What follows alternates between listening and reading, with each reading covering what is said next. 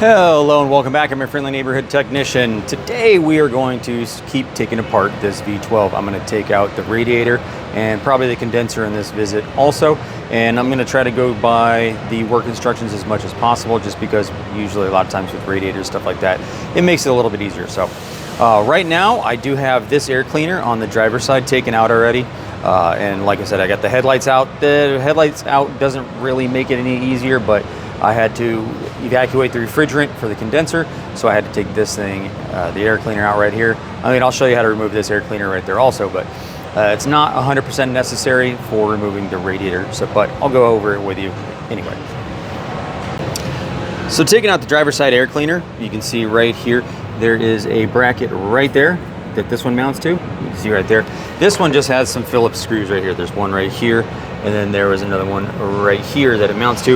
I had to get to that refrigerant port right there to evacuate it, so that's why I did that. Also took off the mass airflow sensor and the elbow, just like this one right here, and on that side. Took it all off, and I got it set aside because this will have to come out anyway, because it's just going to make it a lot easier, and you don't want this flopping around or getting damaged at all. So with that being said, now remember, I already had the coolant drained because I pulled out the transmission. I just went ahead and drained the coolant. Also have the engine oil drained as well, and the trans fluid, obviously, because the transmission's right there.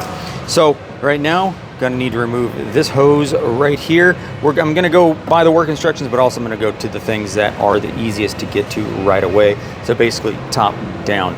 So you're gonna wanna remove your trim right here if it still exists, and then this piece right here, you're gonna need to get to that clamp. This just moves forward, just like that. And then you can get to this hose clamp right here. And here is your other lifting eye for when we yank this motor out. Okay, I'm gonna remove this air cleaner just because it allows for more room around the area that I'm gonna be working in, which is the radiator, and it's gonna allow to be able to get arms and hands down in there. So right here, this is just as easy as that side to get off. You have a 10mm nut right there, and then you also have a 10mm nut right there.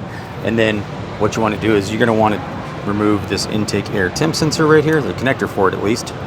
Sometimes it comes off easier, sometimes it doesn't. This connector, this has seen better days. There's a piece broken off right here, and this connector has seen better days. And then this right here, this just twists, and then that disconnects. And then you have a few clips right here. That one, and there's a clip down here as well, just like that. Then you have a Phillips right here, and then there's a Phillips right there to remove that boot with it, and that's pretty much it. I actually misspoke earlier. These Phillips right here are not for this air cleaner. This 10mm nut right here and that 10mm nut right there are what mounts the air cleaner. So remove those, not these. There's a plastic cover that goes over there, just like this small cover over there, but it's on this side. Okay, next you're gonna wanna remove your front engine covers, and then we're gonna remove the upper radiator hose next. Okay, to remove the fan shroud, you're gonna have to remove this clip right here. Just pull straight up. Most of the time. It just pulls straight up, trust me. And then you're gonna wanna remove this clip right here. And that's about it. Just this one, just like that, see? Straight up. And then this one might need a little motivation. Just like that. Now we have to pull this clip out of here, because this fan shroud's actually two pieces. There's a front piece and then the main piece. So this has to come out. Basically, you can just pinch these together and then pull that out. And hopefully that piece doesn't break off, or come out, either way. It's savable. Then this gets twisted just like this arrow, just like this, it says. And then you can kind of pull it that way. That does give you a little bit more access down there to the fan. Trust me, there's a fan down there, even though it's not focused. Now, once you get the fan shroud all unclipped, it really just pulls right out. You can see there's some space between the radiator and the fan, and you should have enough to gently get the shroud out. You know what? I changed my mind. There seems to be a decent amount of space between the fan and the radiator, so I'm going to go ahead and not take the fan completely out right now. What I'm going to do right now is this hose right here that goes to the radiator down there, we're going to remove that. Then that big fat lower radiator hose, we're going to remove that. And then we're going to disconnect the cooler lines, the trans cooler lines. So it's this one right here, and there's one down there.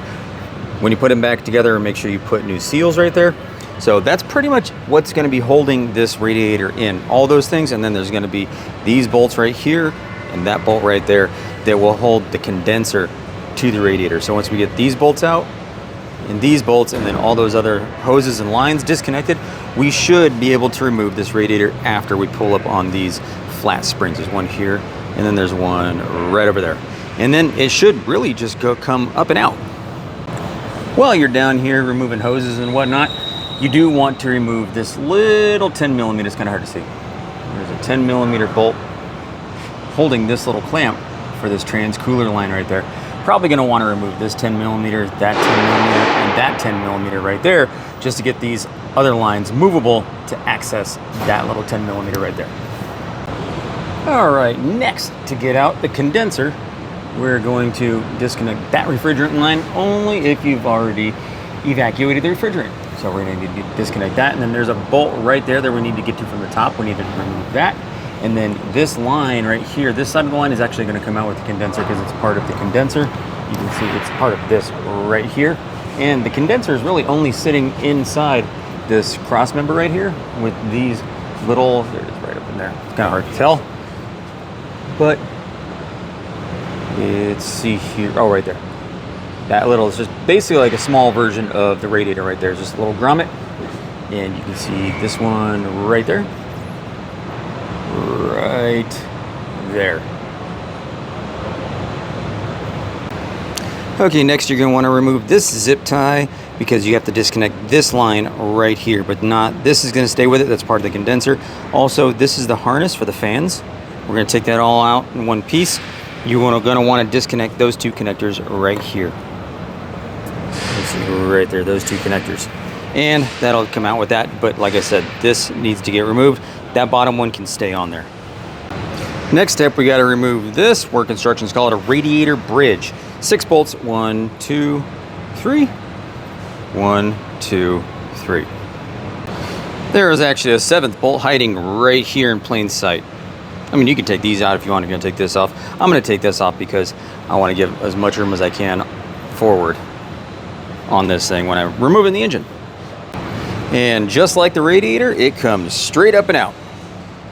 Well, that's it for the radiator and the condenser. Well, thank you for watching. That's it for this video. Make sure you give me that thumbs up, hit subscribe, and make sure you hit the notification icon so you get notifications when I post a new video.